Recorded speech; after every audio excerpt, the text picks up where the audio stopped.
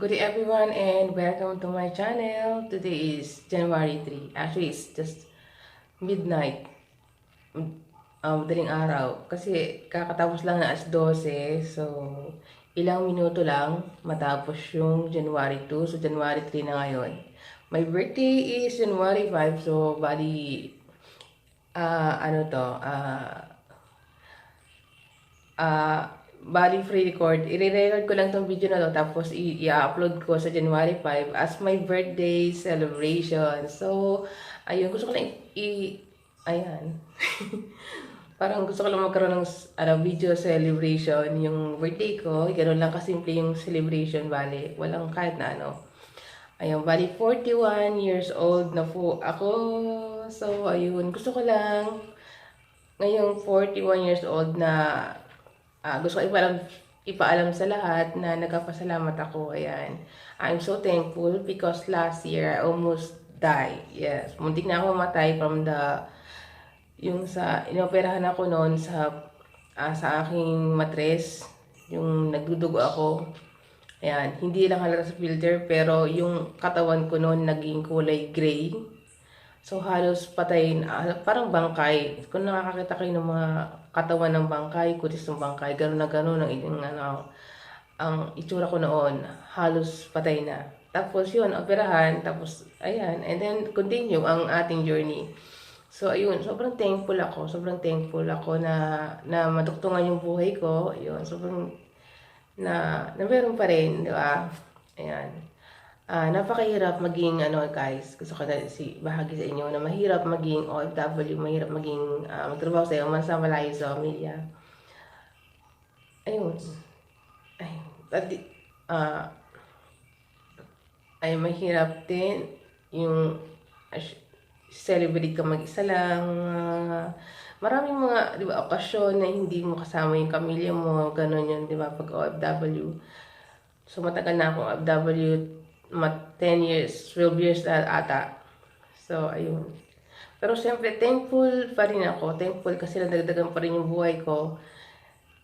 Na maipagkapatuloy ko pa rin yung na magbigay ng sustento, na magbigay ng nabuuin yung mga balak ko para sa mga anak ko, para naman sa kanila, especially sa aking special child. Meron kasi akong anak na may autism. So, yun, para sa kanya. So, mahirap ang buhay. Mahirap din ang buhay ko. Siguro medyo swerte ako. Mas medyo swerte ako kasi makikita nyo na meron akong nakuha travel, tapos nakakuha ako ng bahay ko. Kailan lang din naman yun. Maraming mga taon na nasayang. Pero ngayon, nasisimula ako magkaroon ako ng bahay din, mga ganun. Tapos negosyo. Ayan, para sa po sa mga anak ko talaga. Lalo na sa anak ko na matatanda na sila. Malalaki na rin. Special child ko nga. Gusto ko maayos yung buhay namin, ng pamilya ko. Kagaya ng ibang OFW dyan. Siyempre, yun naman ang goal natin. Ayun, sobrang thankful ako. Dagdagan pa talaga yung aking buhay. Magagampanan ko pa rin yung obligasyon ko bilang nanay sa aking mga anak. Ayun. Yun lang, gusto ko ibahagi sa iba na, yun lang, I'm so thankful na makaabot tayo ng 41. Ayan. Ayun lang. Tsaka ayun, nagpapasalamat ako sa family ko, sa mga kaibigan ko. Nagpapasalamat din ako sa mga YouTube subscribers. Ayan, thank you so much sa mga nag-subscribe po sa channel ko. Ayan.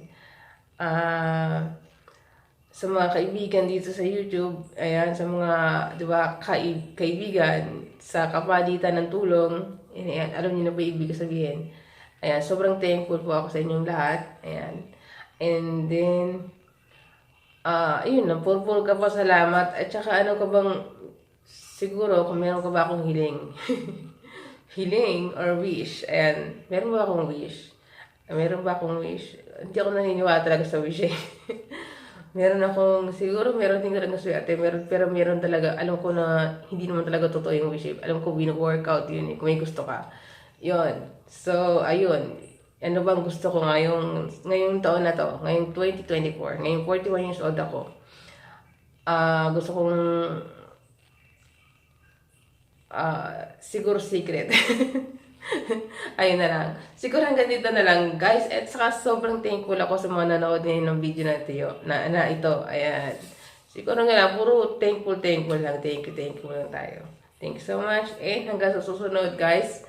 Manood pa kayo ng video ko sa taon-taon. Hanggang may birthday celebration na magaganap. Di ba? Okay, thanks so much. Bye.